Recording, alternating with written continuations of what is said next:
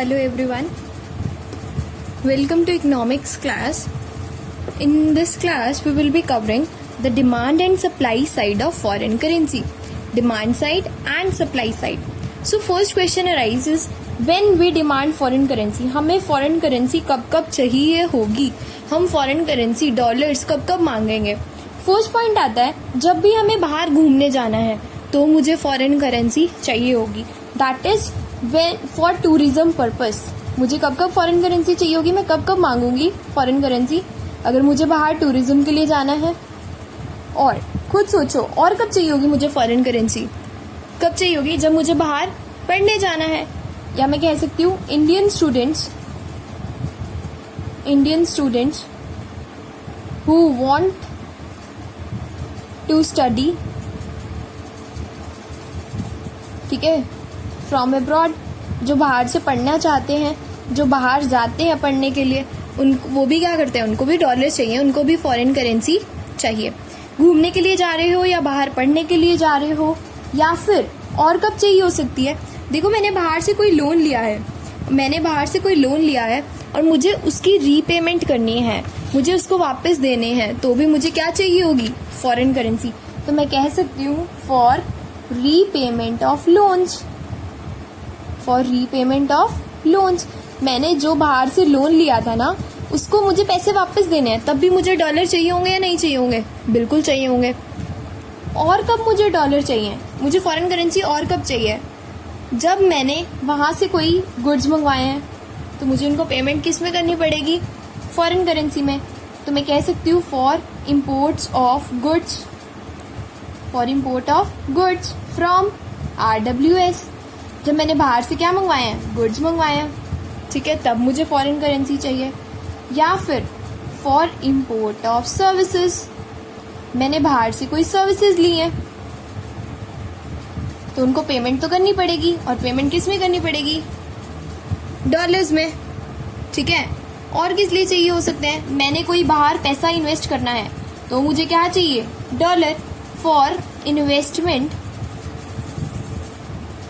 Outside India, मुझे बाहर कोई पैसा इन्वेस्ट करना है तो मुझे क्या चाहिए, फॉरेन करेंसी चाहिए, ठीक है. और कब चाहिए हो सकती है, for speculative trading. What is speculative trading, अगर मुझे वहां पे कोई शेयर्स, बॉन्ड्स, डिबेंचर्स खरीदने बेचने हैं फॉरेन करेंसी में, ठीक है, फॉरेन में मुझे अगर कोई डिबेंचर्स खरीदने बेचने हैं, फॉरेन की करेंसी में मुझे पैसा लगाना है, तो उसको हम बोलेंगे स्पेक्यूलेटिव ट्रेडिंग. तो मतलब मुझे पैसा कब कब चाहिए. First question arises when we demand foreign currency. हमें फॉरेन करेंसी कब कब चाहिए. अगर मुझे बाहर घूमने के लिए जाना है तो डॉलर चाहिए, मुझे बाहर पढ़ने के लिए जाना है तो भी मुझे डॉलर चाहिए. अगर मैंने बाहर से कोई लोन लिया था और मुझे उसकी रीपेमेंट करनी है तो भी मुझे क्या चाहिए, डॉलर चाहिए. मैंने कोई सामान मंगवाया था और उसकी पेमेंट करनी है तो भी डॉलर चाहिए. मैंने बाहर से कोई सर्विसेज ली थी तो भी चाहिए. मैंने कोई बाहर पैसा इन्वेस्ट करना है तो मुझे फॉरेन करेंसी चाहिए. या फिर मैंने कोई स्पेक्यूलेटिव ट्रेडिंग, मैंने कोई शेयर्स, डिबेंचर्स खरीदने हैं बाहर, तो उन केसेस में मुझे क्या चाहिए, फॉरेन करेंसी चाहिए. तो बात आती है फॉरेन करेंसी कहाँ पर चाहिए, कब कब मैं डिमांड करूंगी फॉरेन करेंसी की, डॉलर्स की कब कब. मतलब मैं अपनी करेंसी की बात नहीं कर रही हूँ, मुझे डॉलर्स कब कब चाहिए होंगे, मुझे फॉरेन करेंसी कब कब चाहिए होगी. मुझे बाहर कहीं जाना है, मुझे बाहर से कुछ मंगवाना है, ठीक है, या फिर मुझे कोई सर्विसेज बाहर से मंगवानी है, या मुझे बाहर कोई पैसा इन्वेस्ट करना है, तो मैं क्या करूंगी, इन सबको कंसीडर करूंगी, तो मुझे फॉरेन करेंसी चाहिए होगी. अगर मैं बात करूं, ये तो समझ आ गया कि हम कब फॉरेन करेंसी की डिमांड कब कब करेंगे. बट अगर मुझे डायग्राम के थ्रू बताना हो कि फॉरेन एक्सचेंज रेट,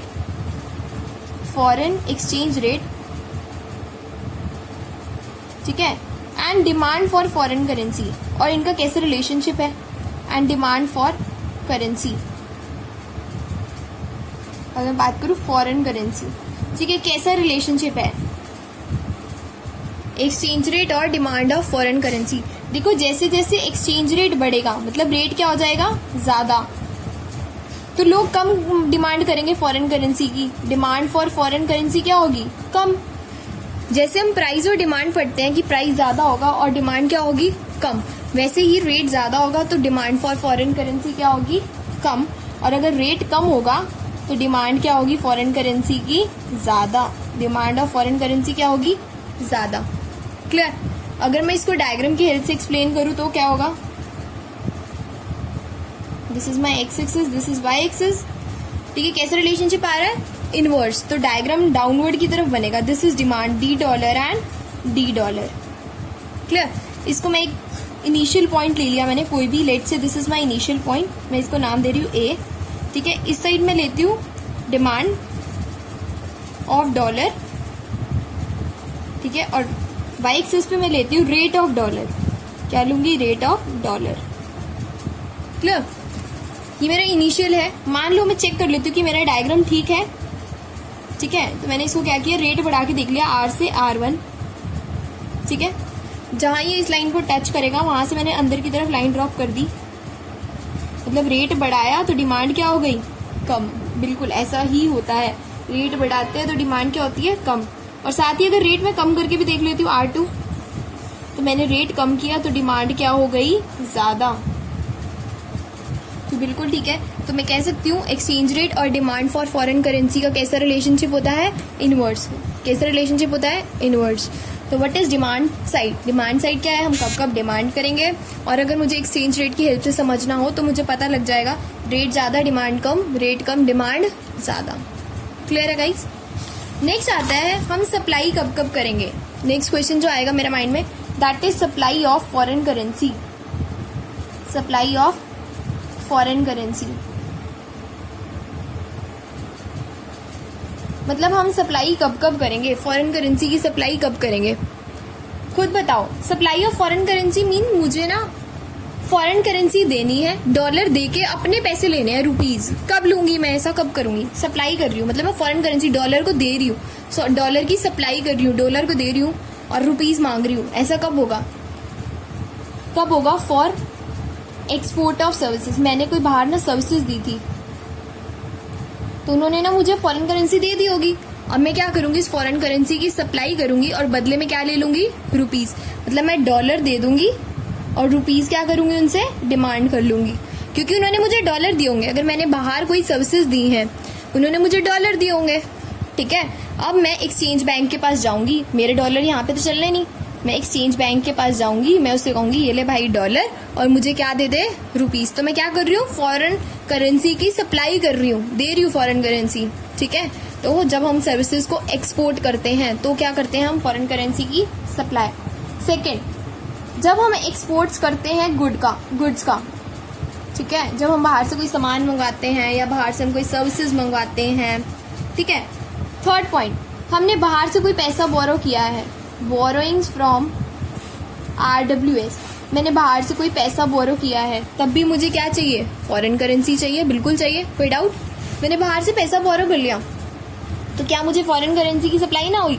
मैंने बाहर से पैसा बोरो किया है तो बदले में मुझे उनके डॉलर देके पहले मुझे अपनी करेंसी में कन्वर्ट कराना पड़ेगा, तभी वो यहाँ चलेंगे। मैंने वहां से बोरो तो कर लिया है, ठीक है। Fourth point, foreign direct investment FDI। FDI क्या होता है, बाहर के लोग जब यहाँ इंडिया में इन्वेस्ट करते हैं उसको बोलते हैं हम FDI, ठीक है।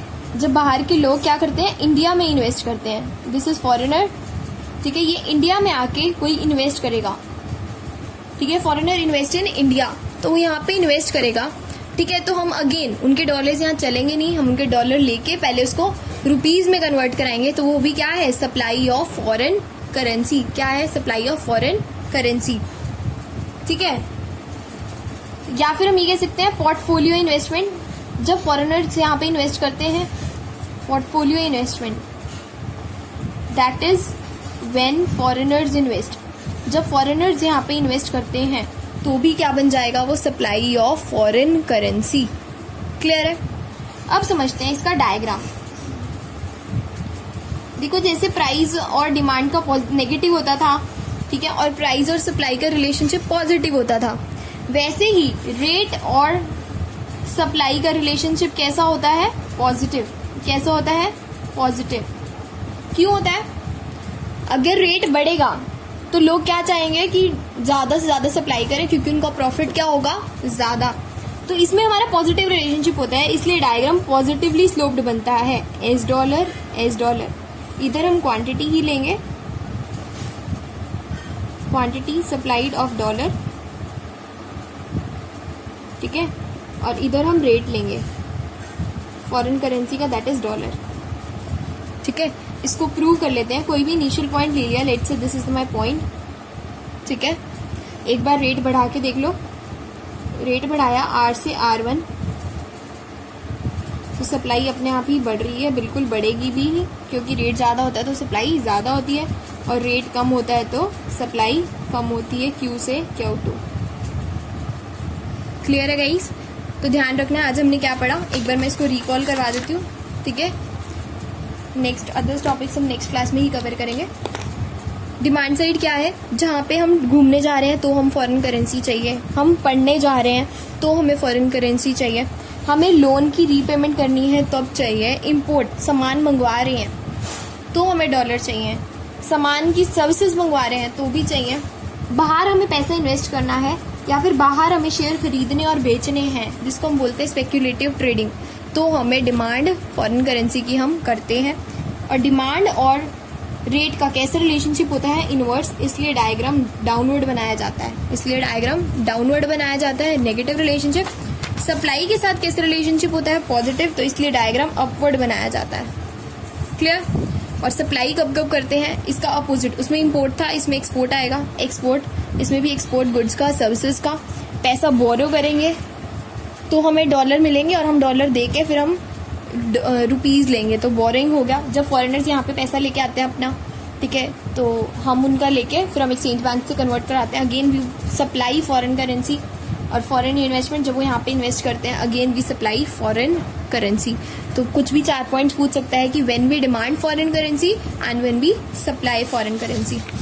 Okay guys, must cover this topic in your class, ठीक है। और मुझे नोट जरूर भेजा करो, you are not worrying about yourself, ठीक है। ऐसे बिना नोटिंग्स करे और बिना समझे तो काम नहीं चलेगा।